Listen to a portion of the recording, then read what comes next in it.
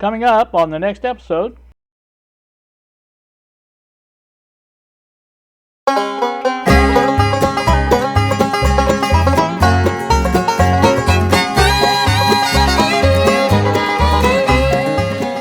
Good evening, YouTube, here on this Wednesday evening. It is 10:25 now in the PM. I'm just finished printing up something on the 3D printer, and I think you can see it here. I came up with this after careful thought on how I could do this easiest and change this all over. I'll give you a little bit of a side view of it. You can see that's how it works now. This comes out, there's 4 screws holds this in, which is plenty.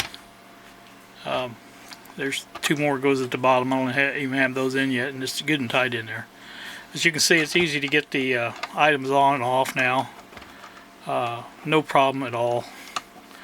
Easy to get to the switches. And everything's easy to get to, and I like that. I like that a lot. So I'm going to repeat this 3D print, but in obviously different sizes. I got this one, and this one's a different size. So I'll have to go through and basically, I made a new one, obviously, and do that for those. And the only thing I'm worried about is these AC switches for the filament voltage and the DC power supply.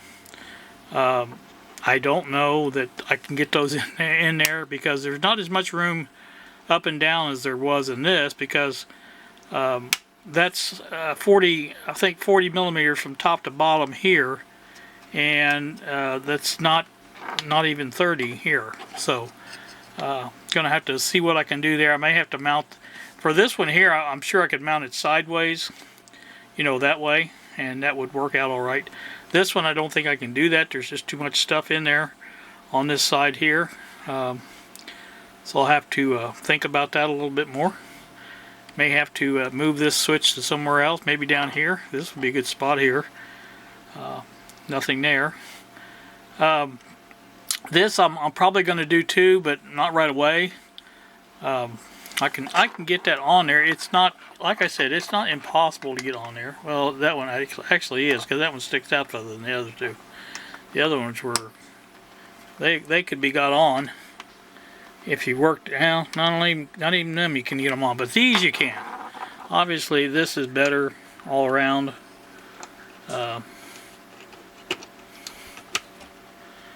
Much better. So that's that.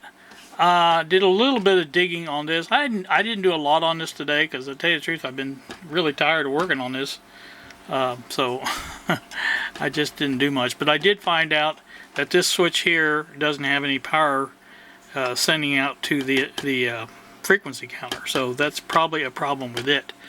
Also on the scope, I did some looking today, and I think maybe I found a decent replacement for this one, and I'm waiting. Bill's going to make a video. He's got one of these scopes that I was thinking about buying.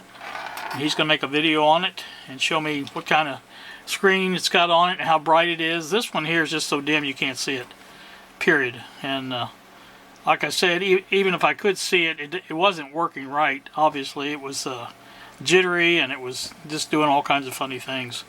So, well, it wasn't really funny, but you know what I'm talking about. But anyway, that's that.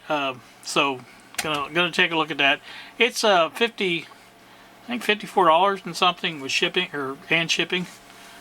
So you know, it may take me a while to do that. I may not get it right away, but it is something to think about. It's a 5 megahertz scope, and they had a version of it for $70-something that was 200 megahertz. Now, the guy at, I don't know his name because I don't watch it that often, the EEV vlog, he did a review of it, and he wasn't crazy about it, but the guy, Paul, I think is his name, from Learn Electronics did it, and he was crazy about it. So I don't know. I don't think it was 200 megahertz no matter what. But the 5 megahertz is probably good for something like this, like Bill said, you can do AM radio at least with it, and so that's a good thing. So, all right, that's going to do me. And like I say, this is just a short one. I just want to basically show you my little creation, and I think that's going to be much better. I'm really pleased with that. This will be the AC voltmeter up here, and that works out just fine. It's a little bit more cramped, obviously, because I don't have the space I had on the other one. Before I could go from end to end here, but this one I have to have something to screw the screws into, so you can't very well put that on there. There would be no way of screwing the screw in. So anyway, that's that. This one will be easy to do because there's plenty of room on this one. Again, I may have to turn that switch around, but we'll work on it. It's not a big deal one way or the other. But I'm just happier, much happier with this. I think this is a great addition to this. This will allow me to plug and unplug things much easier, to switch things on. You know, everything's just much easier with this, like this. And basically, give you a little bit of a clue how I did this in Tinkercad. This is from what I could see with my not protractor, but my speed square, which has got angles on it. This is a 45-degree angle here coming up off the bench, and basically that's what I designed this as, 45 on the back and then 90 degrees here on the front, and it came out perfect. You couldn't ask for any better. I came out with when I did this, this is 84 millimeters across, and it gives me 14 millimeter for each set of plugs or switches or whatever I'm using, jack, and that's plenty. And like I say, it's good and solid in there. And this one will be a little bit even better, I think, because there's a lot more room on this one to do. Now there is a problem with this one that I don't have on this one, and that's where the jacks, BNC jacks, are underneath the switches. I think what I can do is turn the switches around this way, where they go back and forth like this, and that will be the solution to that problem. All the rest of this will be no problem at all, because it's pretty much a repeat of this one over here. So I think it will work out just fine, and I'm happy about my solution. No hurry on doing this, but I did want to bring you back and show you what's going on. And Greg Greg contacted me today after he saw the video and said he wanted some links to some of the stuff I've got here, and basically he's building one of these also. Now his is going to be different. You know, everybody should be different. That shouldn't be the same. You know, your taste is not the same as my taste, and that's just the way life works, and I think that's the way it should be. But so anyway, that's gonna be that. I was talking about this down here.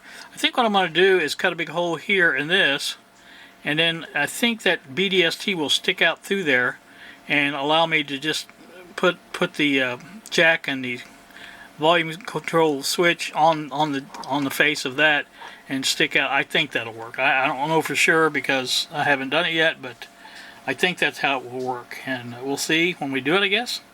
So that's that. Alright, gonna get off here and probably get some sleep here before too much longer, but I do want to finish up some stuff in the living room before I go to bed, so I will do that. And you guys have a lovely, lovely evening. Thank you so much for watching, and we will see ya.